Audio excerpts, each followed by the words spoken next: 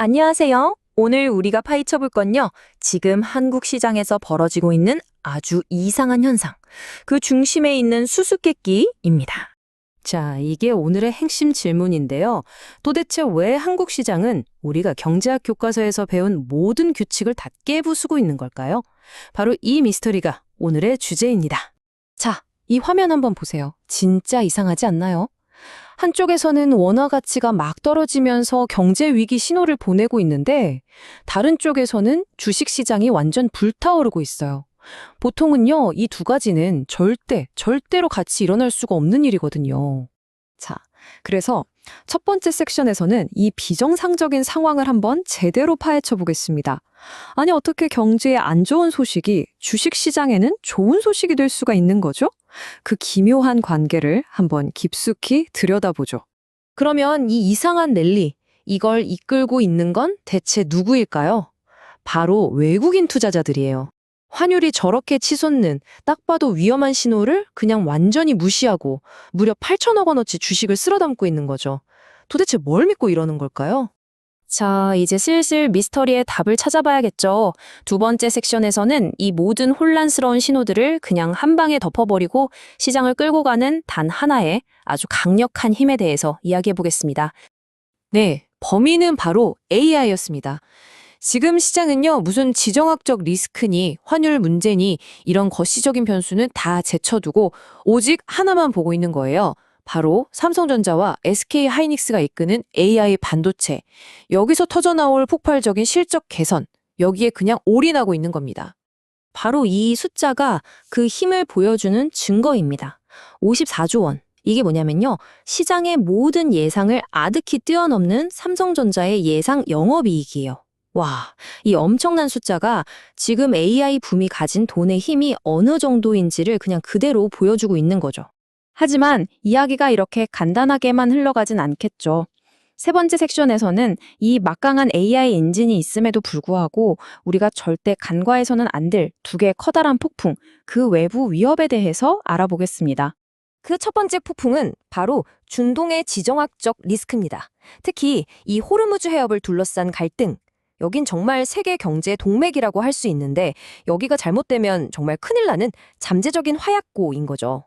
여기서 우리가 알아둬야 할 경제 용어가 하나 있는데요. 바로 비용 인상 인플레이션입니다. 이게 뭐냐면 만약에 중동에서 전쟁이 나서 유가가 확 폭등하면 어떻게 될까요? 기름값은 대체할 게 없잖아요. 그러니까 이 에너지 비용 자체가 올라가면서 다른 모든 물가를 다 끌어올리는 현상을 말하는 거예요. 중동 리스크가 바로 이런 식으로 세계 경제에 영향을 미칩니다. 근데 여기서 정말 재미있는 건요. 이 지정학적 리스크가 동전의 양면 같다는 거예요. 유가가 폭등하면 경제 전체에는 엄청난 위협이죠. 그런데 동시에 LNG 운반선이라던가 원자력, 신재생 에너지 같은 이런 특정 에너지 안보 분야에는 오히려 엄청난 기회가 될 수도 있다는 겁니다. 자, 두 번째 폭풍입니다. 바로 하늘 높은 줄 모르고 치솟고 있는 이 환율이죠. 이 불안한 원화 가치가 우리 경제에 어떤 어두운 그림자를 드리우고 있는지 한번 살펴보겠습니다. 이걸 이해하려면 윈도우 드레싱이라는 말을 알면 좋은데요. 어려운 말이 아니고요. 원화 가치가 약해지면, 그러니까 환율이 오르면 수출 기업이 해외에서 달러로 100달러를 벌어왔을 때 원화로 바꾸면 돈이 더 많아지겠죠? 그래서 기업 실적이 실제보다 더 좋아 보이는 일종의 착시 효과가 나타난다는 겁니다.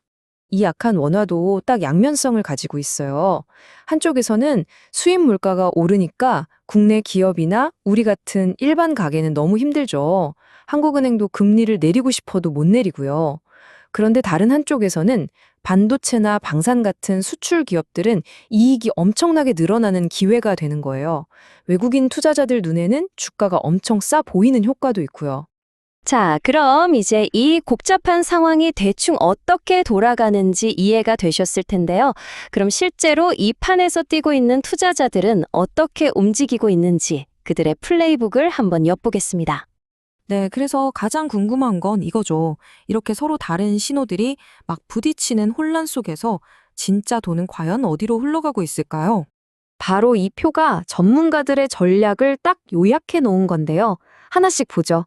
먼저 이 모든 이야기의 핵심, 반도체와 AI, 이건 뭐 AI 수요가 워낙 탄탄하니까 주가가 좀 떨어질 때마다 무조건 더 사라는 강력 매수 의견이 대부분입니다. 그리고 에너지랑 조선 분야는요, 장기적으로 에너지 안보가 중요해질 테니 그 수혜를 볼 거다. 그래서 전략적으로 보유하라는 거고요. 반면에 가상자산은 제도권으로 들어오는 건 좋은데 아직 기술 리스크가 있으니 좀 보수적으로 보자. 그리고 원자재는 인플레이션 방어는 되지만 금리가 오르면 취약하니까 나눠서 사자. 바로 이런 전략입니다. 자, 이제 드디어 마지막 섹션입니다. 지금까지 우리가 나눴던 이 모든 복잡한 이야기들을 하나의 명쾌한 그림으로 딱 묶어서 최종 정리를 해드릴게요. 현재 시장 상황을 이 한 문장보다 더 완벽하게 요약할 순 없을 겁니다. 시장은 거대한 배, 즉 AI 실적이 폭풍우가 치는 바다, 즉 지정학적 공포 위에 떠 있는 것과 같다. 바로 이겁니다. 그렇다면 이 비유가 우리에게 말해주는 건 뭘까요? 핵심 전략은 명확합니다. AI라는 배의 엔진 힘을 믿고 가야지만 동시에 언제 덮칠지 모르는 거친 파도에도 항상 대비해야 한다는 거죠. 그래서 우리가 실제로 취해야 할 위험 관리 전략은 딱 세 가지입니다. 첫째, 레버리지를 줄여서 갑작스러운 충격에 대비해야 하고요. 둘째, 뜸구름 잡는 이야기가 아니라 눈에 보이는 실적이 확실한 기업에 집중해야 합니다. 그리고 마지막 셋째, 시장이 급락할 때를 대비해서 증거금 관리를 철저히 해야 한다는 겁니다. 물론이죠. AI라는 엔진은 정말 강력합니다. 의심할 여지가 없어요. 하지만 역사상 그 어떤 배도 절대 가라앉지 않는다고 장담할 수는 없었죠. 과연 이번 배는 정말로 침몰하지 않는 배일까요?